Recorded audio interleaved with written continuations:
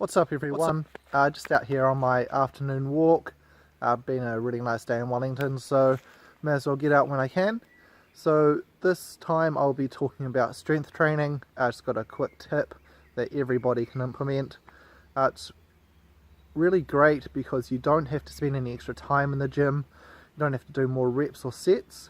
It's just about controlling the movement. So with the deadlift, you want to really control the second portion of the lift on the way down. You don't just want to drop the bar. You want to make sure you're still engaging all the muscles, keeping your core tight. This control over the movement, like with the bench press on the way down, you don't just want to drop the weight. You want to make sure you're controlling the rate at which it comes down. It just increases the time under tension. So what that means is the muscles are contracted for longer. Will help improve strength gains and muscle gains as well. So really good tip. It can also help avoid injury. You know, if you're really just throwing the weight around for half the lift, especially when you're working with a heavy weight, you know, it does increase that risk.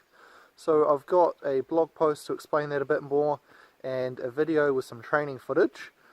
So I'll do a voiceover for that so I can explain a bit clearer what I mean. Might be easier for you to see. And yeah, so check that out. Any questions, let me know. And also just want to say thanks to all the new people following me on Facebook this week. So yeah, check it out. Thanks. So I'm starting off with the sumo deadlift here. A great part of controlling the weight down with the sumo deadlift is how it pulls you back into position. Sometimes I feel that my second rep onwards is actually better than my first because of this. When lowering the weight, I like to start by bending at the hips, and then once the bar reaches your knees, then start lowering with your knees until you reach the floor.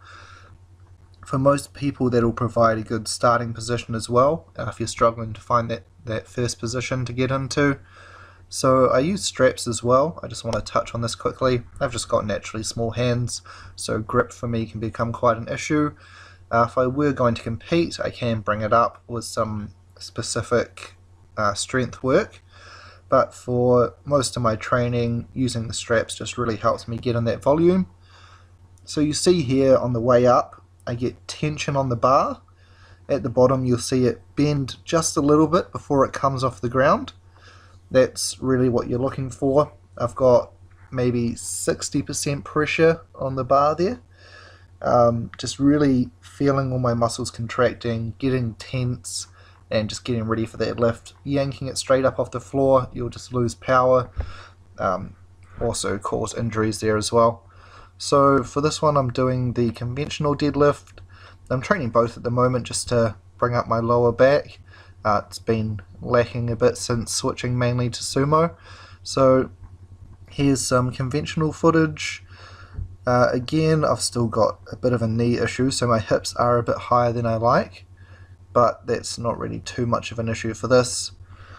Again, you'll see me powering up through the lift. So here we go, first one.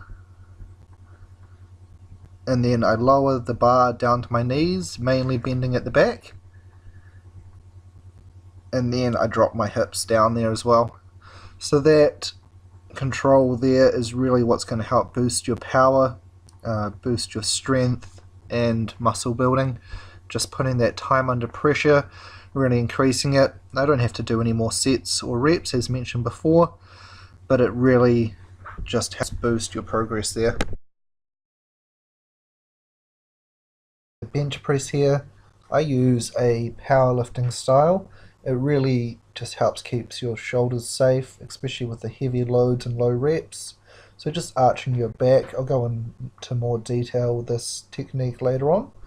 So you see at the bottom there, I'm resting the weight for really only just half a second. I'm not resting the full weight on my chest, maybe 60%, just letting it sit there but still keeping all my muscles tight.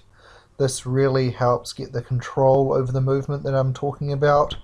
Having that pause will help boost your power and strength through the lift. Again, increases the time under tension, so that's going to help boost your muscle building as well. Just for the second set here, Just drop the weight a little bit. You can see how much slower it is on the way down.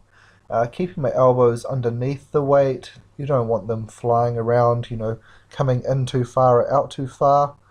So yeah, that's the video. Hope you enjoyed and really recommend you implement this into your training.